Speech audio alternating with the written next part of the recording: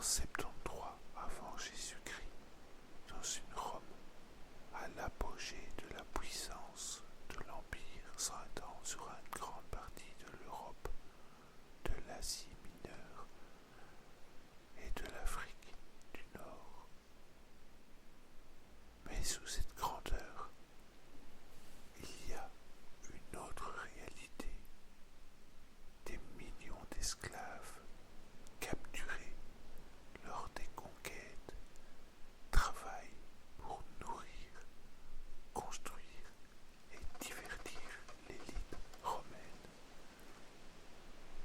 Parmi eux, des gladiateurs, des hommes réduits à combattre dans les arènes pour le plaisir du public et souvent jusqu'à la mort. Spartacus est l'un de ces gladiateurs. Il est né libre en Thrace, actuellement en Bulgarie.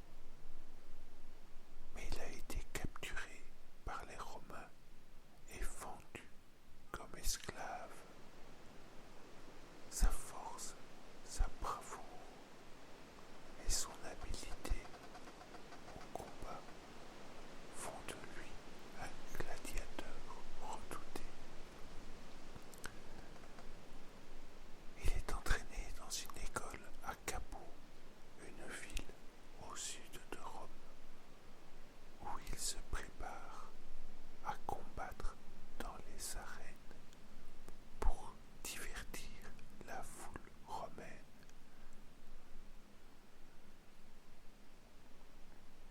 Mais Spartacus ne se résigne pas à ce destin.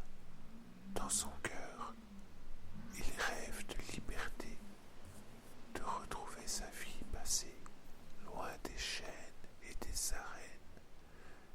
Il n'est pas le seul. Parmi les gladiateurs, beaucoup partagent ce désir de s'échapper de cette existence cruelle. Alors, un jour, l'étincelle de la révolte s'allume. Imagine cette scène. Une nuit d'été en 73 avant Jésus-Christ.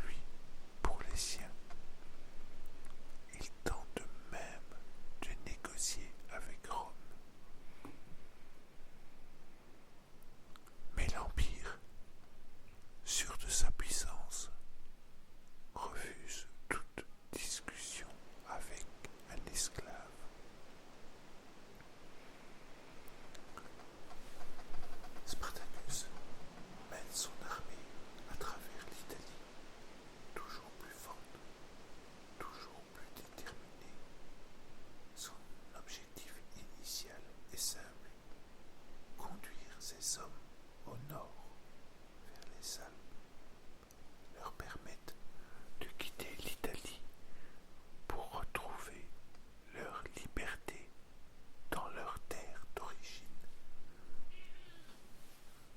Mais pour une raison encore floue, l'armée rebrousse chemin.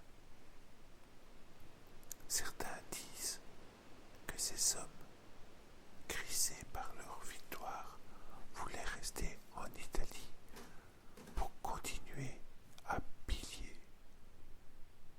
D'autres pensent que Spartacus cherchait une autre issue, un coup décisif contre Rome elle-même.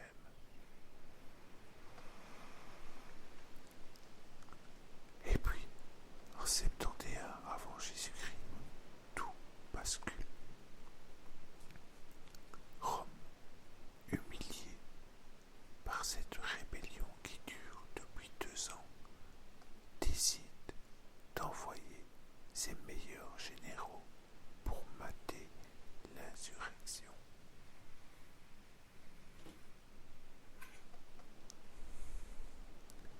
C'est Marcus Licinius Crassus, l'homme le plus riche de Rome, qui est chargé de reprendre la situation en main.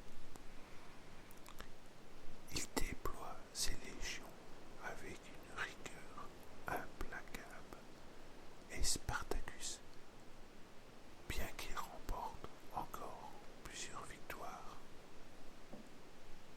voit peu à peu son armée se faire encercler. Imagine ces derniers jours. Spartacus et ses hommes sont retranchés dans le sud de l'Italie, près de la région de la Calabre. Crassus coupe toutes les routes de fuite. Il les piège. Spartacus sait que l'issue est proche, mais il refuse de se rendre. Il rassemble ses hommes, leur parle une dernière fois, les encourage à se battre pour leur liberté, même si l'ennemi est trop puissant. La bataille finale a lieu sur les plaines de la rivière Silarus. Les légions de Crassus écrasent les forces de Spartacus. Le gladiateur, selon les récits, se bat vaillamment jusqu'à la fin, tuant de nombreux soldats romains avant d'être abattu.